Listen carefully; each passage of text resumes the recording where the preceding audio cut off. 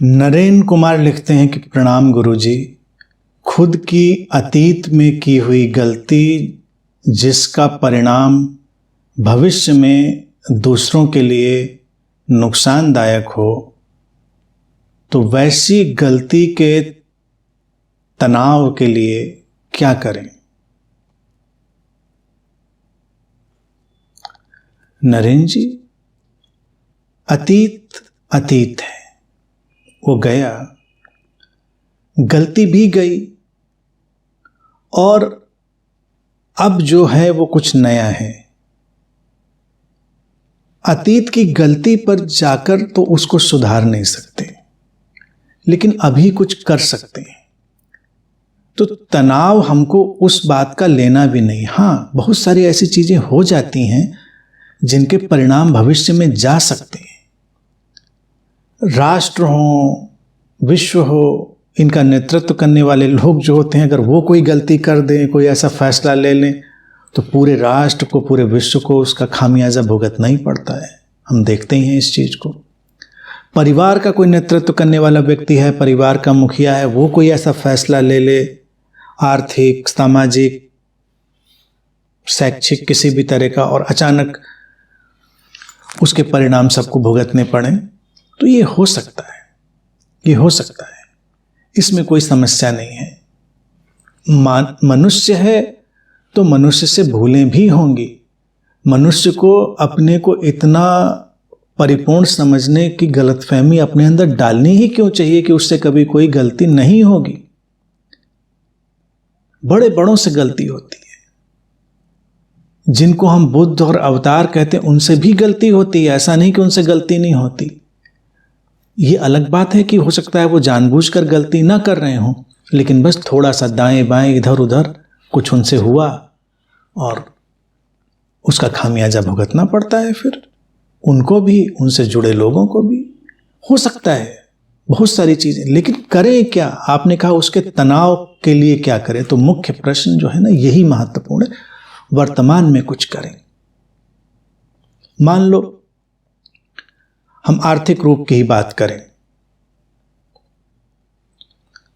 मान लो अतीत में आपने ऐसा कुछ किया जो आर्थिक रूप से बड़ा नुकसानदेह था। आपने किसी ऐसे शेयर मार्केट में पैसा लगा दिया था, या किसी और ऐसे इन्वेस्टमेंट में आपको लगता था कि इससे बड़ा लाभ होने वाला है, आपका असेसमेंट नहीं हो पाया, या आप नादानी में कर बैठे, जो भी था, नुकसान हुआ। अब आर्थिक नुकसान के भी खामियाजे तो भुगतने पड़ेंगे, तो उसके तनाव को अभी क्यों ढोना है? आप बाद में देखिए क्या करेंगे, बाद में क्या बेहतर मैनेजमेंट करेंगे, बाद में क्या फाइनेंशियल मैनेजमेंट करेंगे, ये महत्वपूर्ण बात है, ना कि उस बात को ढोते हुए घूमना। अतीत की ही इस बात के लिए भारत में हमने एक शब्द गढ़ा था। अतीत को ही कहते हैं भूत, इसी कहते हैं भूतकाल। जो बीत गया वो भूत है। अब भाषा के कितने दांव पेच होते हैं उसको देखिए। फिर जब ये प्रचलन में आया कि हमको भूत परेशान कर रहा है, तो लोगों ने कहा कि भूत, इसका मतलब कुछ होता है, कोई एंटिटी होती है, भूत वो परेशान कर रही है। तो परेशानी से इनकार नहीं किया जा सकता, परेशानी जायज़ है, होती है लोगों को, लेकिन ये परेशानी भूत की है, जो है ही नहीं, जिसका अस्तित्व नहीं है, जो अब खत्म हो चुका, जा चुका। तो करें क्या उसके लिए? वर्तमान में कुछ करें, अभी कुछ करें। तनाव तभी कम होगा व्यक्ति का जब वो कुछ सार्थक करेगा।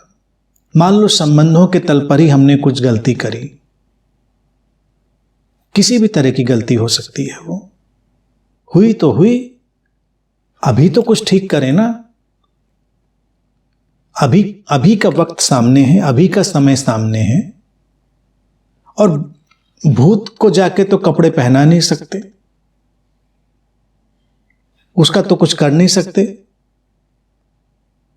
तो खुद भूत ना बन जाएं, इसका ख्याल रखना पड़ता है हर इंसान को। यानी कि खुद भूत तभी नहीं बनेंगे जब वर्तमान में ठहर जाएंगे। इसीलिए एक और कहावत चलती है जनमानस में तुम देखो, कोई आदमी बड़ा उखड़ा उजड़ा तनावग्रस्त सामने घूम रहा हो तो लोग कहें क्या भूत बने घूम रहे हो।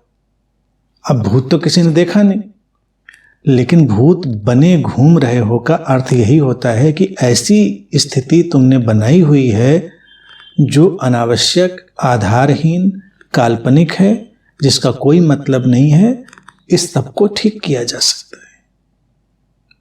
तनाव है भूत बन के घूमना, लेकिन जैसे ही हम देखते हैं कि वो अतीत का टुकड़ा था, जिस शरीर मन ने उसको किया था, जिस शरीर मन ने वो गलती करी थी, वो शरीर मन भी इस समय नहीं है। वो जा चुका, वो गया, वो अब है नहीं। तो फिर चिंता किस बात की? चिंता है केवल आइडेंटिफिकेशन की, तादात्म्य की, और चिंता होती है केवल वर्तमान में कोई भी सार्थक प्रयास ना करने की। तो अतीत की गलतियां होती हैं, अपने को मनुष्य माने, ये जाने की गलतियां होती हैं, कोई बात नहीं हुई। वो शरीर मन था, वो समझ थी, वो बुद्धि थी, वो परिस्थिति थी, वो हुई। और बाकी तो जो होता है जानते ही हैं आप कि हमने उसको बार बार कहा, ये हैपनिंग का मसला है, क्योंकि उस पूरी सिचुएशन की जो पूरी व्यवस्था थी उसमें वैसा ही हुआ।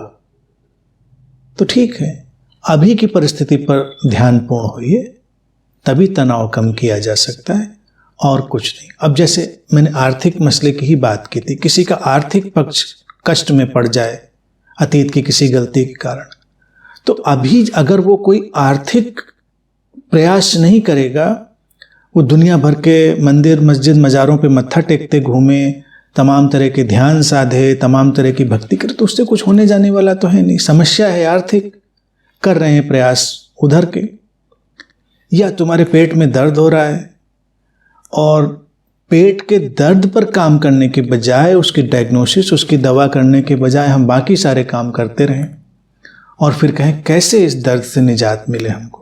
उससे निजात मिलेगी सीधे उसको एड्रेस करने से, सीधे उसका समाधान करने से, बाकी और किसी प्रयास से नहीं मिलेगी। तो ये सारे मसले बिल्कुल सीधे सपाट होते हैं। इसी को कॉमन सेंस कहते हैं, जो कि अक्सर बड़ा अनकॉमन होता है।